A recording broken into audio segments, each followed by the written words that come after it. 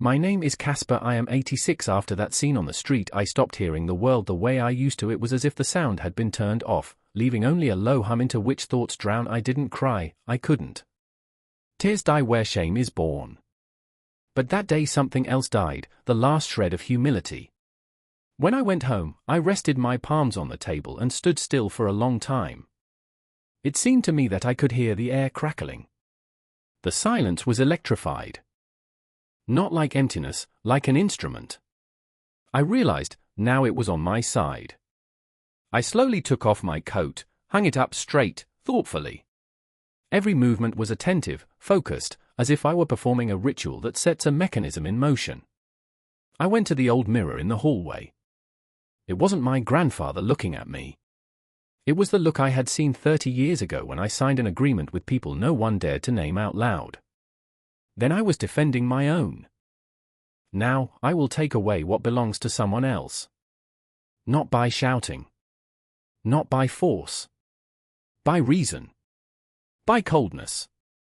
By memory. I opened the notebook. No longer as a confession, but as a dossier. Names, dates, events. I corrected my handwriting. It became clear, direct, confident again. I made the first entry of that day without trembling. Stranger at the bus stop. Laughter. Humiliation. Witnesses. 1417, then, the next one, Artem. Ignoring. Ridiculing weakness. Debt of non-recognition. Inner. Indifference. Replacing love with a pose. Falsehood. Maxim. Devaluation. Theft. Coldness as a weapon. Medic Petrov. Contempt. Depersonalization. Class blindness. The board in my head came to life. The connections between people emerged like a map under fire. I had a memory. They had weak points. I knew where they were vulnerable, who was hiding what, who was dependent on whom, where the skeletons were, where the cracks in their relationships were. I wasn't going to kill. I was going to light them up. And wait for them to self-destruct. I didn't sleep at night. I walked around the rooms, remembering the sounds of my past. My enemies used to sit across the room and laugh. And within a few weeks they begged me to forget their names. Not because I was scary, but because I knew where to push. And how to wait. Retribution is not in the blow, but at the right moment. That evening I called only one person. The number was old, half forgotten, but I always kept the contacts that others threw away over the years. A hoarse voice came into the receiver. Who is this? I didn't introduce myself. I simply said, it's time to pay back some debts. There was silence on the other end. Then a short, the address is the same. Yes. And don't be late. I hung up the phone. My heart was beating steadily. No anxiety. No doubts. I lit the old fireplace, which hadn't had a fire in years. The flame crept along the dry logs like memory along nerve endings. I sat down in a chair, picked up a knife, not a weapon, but an old folding tool that I used to cut wire in the basement during negotiations where there were two options, either make a deal or bury someone. The knife was a symbol. But my weapon now wasn't steel. I didn't want them to be afraid of me physically. I wanted them to be afraid of each other. Of their words. Of their actions. Of their mirrors. At a certain point, I felt a click in my head. As if a lock had opened after a decade of silence. For the first time in years, I didn't feel forgotten. I was present. And the world turned its face toward me, even though it didn't know it. I didn't seek revenge that day. I simply began. And the beginning is the calm before the storm. And the storm was already outside the door. And this time, it listened to me. I live on the outskirts of a small town, in a house that I once built myself. Stone to stone, nail to nail. I built these walls with my own hands. Now they are the only ones that remember my strength. Every morning I get up at 6. even despite the pain in my knees. Old habits don't die, unlike friends. I turn on the kettle, take out the same white cup with a crack on the side, sit by the window. I watch the city wake up, without me. My son, Artem, has a company, a huge, noisy one. I once gave him startup capital. Back then, he still listened to me. Now, if he comes, he will only leave a package of medicine by the door and hastily disappear. Without a word. Without a look. My daughter, Inna, writes columns about conscious parenting and life balance. Her Instagram is sparkling with photos of new sources of energy. I wrote to her last week, "Come, let's talk. Just stay." She put a heart and didn't show up. Grandchildren. They annoy me. And I annoy them even more. Maxim, the eldest, said last Christmas, "Grandpa, you don't bother anymore. What is life like now?" I didn't answer anything. Why? He didn't need my answers. In the corner store, I'm a shadow. When I ask something, the saleswoman rolls her eyes. She speaks louder for others, but quietly to me, indifferent. As if I don't need an accurate scale anymore. I'm going to die soon anyway, right? The hospital is basically a fair of humiliations. I stood in line for 3 hours. When I finally sat down in front of the young doctor, he didn't raise his head from the monitor. He threw the receiver on his chest like a doll. I started to say something about chest pain, and he said, "At your age, it's normal." Next! But I'm not dead yet. The silence of my house screams. It tears my eardrums. They don't call me. I don't hear my name. I don't hear a request or a thank you. No one asks about my day. They don't expect my thoughts or want my advice. I've become an old man, a grandfather, a pensioner. I've become a nobody. Every evening I go out on the porch and look into the night. The neighbors have changed a long time ago. The new ones don't even say hello. One of them once told his child when she approached me, "Don't go there, it's a bit lonely." Lonely? No. Lonely is when you're alone. And I'm forgotten. That's worse. It's when you're there, but no one sees you. In the closet, in a box from under old shoes, I keep a photo. There I'm still a man.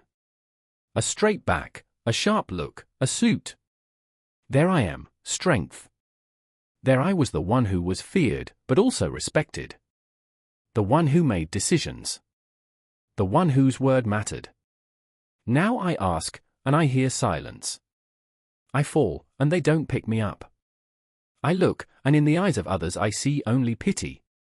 And pity is not love. Pity is what they bury you alive with. Lately I have become different. Something is changing in me. It is rotting, yes, it is rotting inside. Like an overripe fruit. I notice how my thoughts are becoming darker. Harder. I no longer justify myself. I do not forgive. I have dreams where I return to the past, and I do not allow myself to be disrespected. In these dreams I have a voice again. And everyone hears it. Today I caught myself thinking, maybe I am still alive for a reason? Maybe I am still needed, but not at all for that. What is everyone thinking? I used to walk these streets and people would bow their heads. Not out of fear, but out of respect. My name was a sign that meant stability. I wasn't a saint. But I always kept my word. And if I promised, I did. My business started in an old garage that smelled of grease, dampness, and hope. I slept there, on a wooden pallet, under an old army jacket. I worked with my hands. I washed the floor. I negotiated. They cheated me, but I didn't break. I learned to play hard. To live without illusions. In the 90s, I could have lost everything. And I almost did. Once, my son almost died. They tried to kidnap him to teach me a lesson. And I taught them another. After that, no one dared even raise their voice near me. I saw partners rotting. How people become worse than animals for the sake of money. But I didn't sell out. I built. I fed my own. I protected. When Marta, my wife, died, I didn't let myself break down. I was supposed to be the foundation. I remember holding newborn Artem in my arms. His little fingers clutched my big one. He was my heir. My hope. I dreamed that he would adopt my principles, not just money. Every day, I taught them, my children, dignity. I explained why honesty is more important than cunning. Why loyalty is valued more than profit. I gave them everything, and kept crumbs for myself. I had no time for myself. I had no weakness. And now, Artem is filming a video from his office where he shares life hacks for young entrepreneurs.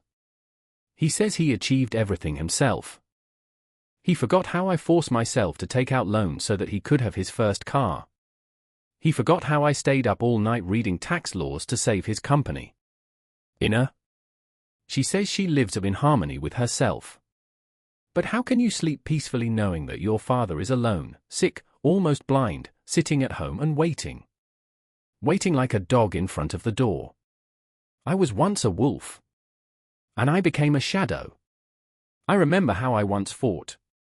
With fists, words, teeth. I survived. I lost. I won. I had a friend, Gray, that's what we called him. The two of us held negotiations that decided destinies. He's been gone for a long time. He died in the hospital. Alone. Just like I probably will die. I saw how time crumbles everything that has no roots. But I believed that family is what holds together. But I was wrong. My grandchildren play in worlds where death is a button and pain is an emoji. They don't know what it's like to hold the cold body of a friend in their hands. They don't know what it's like to sit in silence in a car while they decide in front of you whether you'll live tomorrow. And I know. I wasn't good. But I was fair. I wasn't kind. But I was present. I wasn't a saint. But I never betrayed. And this is what I have now, an empty house. A crack in my heart.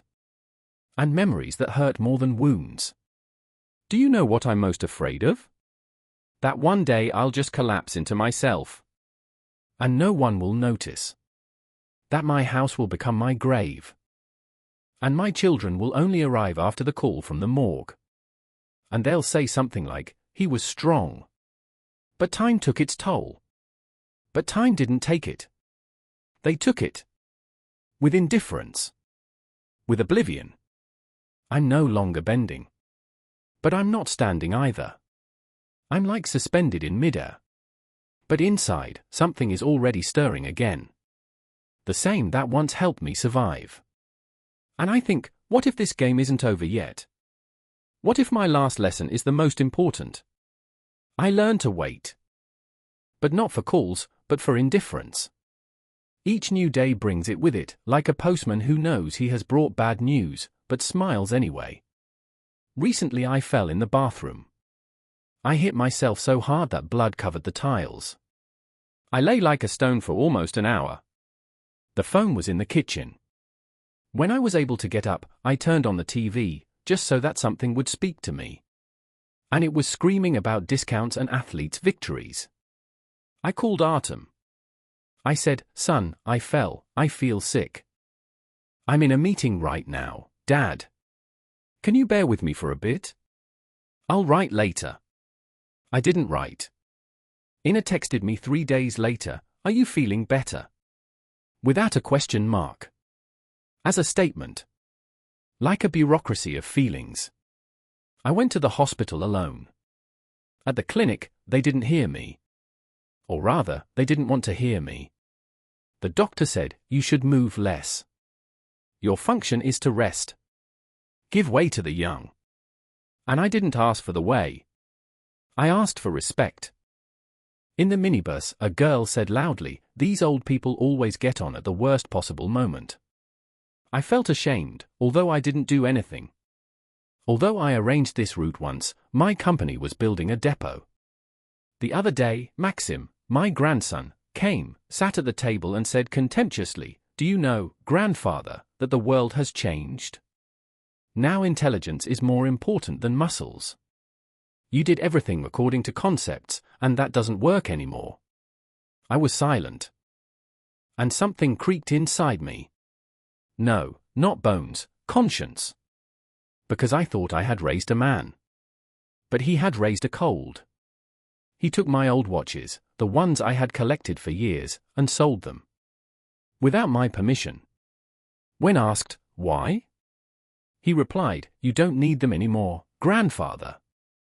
You don't have time anyway."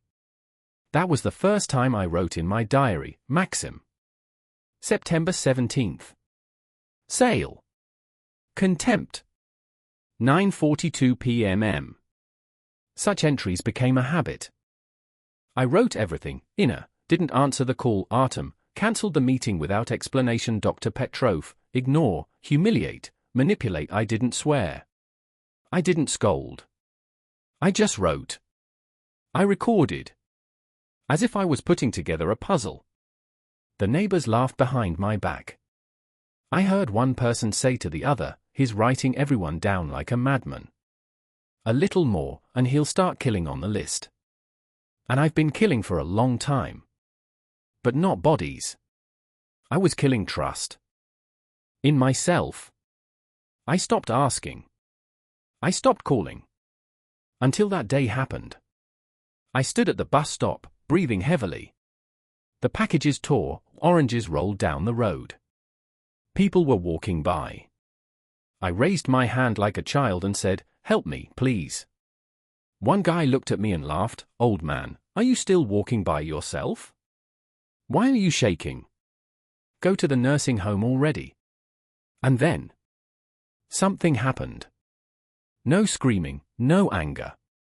Just cold. Calm clarity. My body shook, but my head was clear. I saw their faces. Laughter. Condescension. And I remembered everything. I remembered every time I helped, built, paid off debts, pulled people out of the mud, held the backs of those who were now turning their backs. I picked up the oranges. Slowly. One by one. I looked in the shop window. I saw myself. And I didn't recognize it. What was looking at me from the window wasn't the old man. It was something else. An old, sleeping creature that had been collecting resentments for years. And it woke up. When I got home, something had changed. Silence became filled. It became an ally. It became a weapon. I opened my notebook. For the first time, not with pain, but with a plan. This is no longer a victim's diary. This is a battle map. That night, after calling an old acquaintance, I didn't sleep. And not because my body ached or my heart was reeling with memories, no. Because for the first time in years I had a purpose. It was like remembering how to breathe. I always knew more than I said. There is one plus in the silence of old age: they are not afraid of you. And when they are not afraid of you, they underestimate you. And they start talking too much in front of you. Inattentively. Too honestly. I listened for years, even when they wiped my feet. Now this knowledge was not ballast. It became a tool. I started small, with information. What others call gossip, I call leverage. What they considered forgotten, I preserved. For decades I wrote, recorded, kept in my head family ties, old betrayals, schemes that were once mutually beneficial, but now could become explosive. No one noticed when I started calling again. But the calls weren't to them, they were about them. I had a lawyer friend of mine, I once saved him from bankruptcy. Now he had clients from my son's circle. I didn't ask for help. I just reminded him that I remembered. And that some of the documents that I once saved from the tax office could have a second life. I also talked to a former accountant at a firm where my grandson's wife works. She used to cover up schemes that even her husband doesn't know about. And now, if you pull the thread, her career falls apart. I didn't want to destroy them. I wanted to show what it's like when your peace of mind hangs by a thread held by someone else. Then I took up Inna. Her balance and awareness were fueled by one secret. For years she was treated unofficially by a psychotherapist who worked without a license. I knew him back when he was selling fake certificates. One short call was enough for him to understand silence is also a debt. Artem. He perceives the threat of control the worst of all. He likes to appear strong. And I knew where his flaw was. A partner he trusted had once leaked information to competitors. I simply met with him. Without threats. I only let him know where to send the fake compromising material. Not to destroy it, but to sow suspicion. And I knew my son, he is always afraid of those he cannot see. Maxim is a separate chapter. He thought I was an old fool who did not understand modern technologies. He did not know that the Wi-Fi in my house was set up by me, and that I could see from which devices my network was accessed. He was selling my things through online flea markets. And I found a buyer with whom I once did business. And who still owes me a favor. And the favor is simple, not to be silent when you have to say something. Especially in the right voice. As for that guy at the bus stop, I wasn't looking for him. I simply told the right person in the police about his behavior, who had once escaped trial thanks to me. Then the case worked, a background check, old photos on social media, a fight he had once been in. He's no laughing matter now. I didn't do anything illegal. I just held up the mirrors. Let them watch. My name didn't appear in any of these processes. I was nowhere to be found.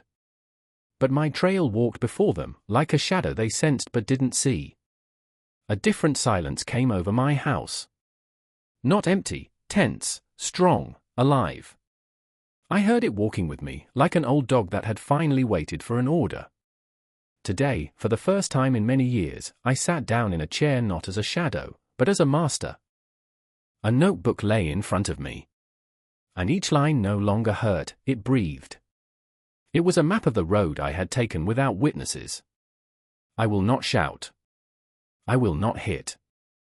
I will let them hear for themselves the silence that once suffocated me.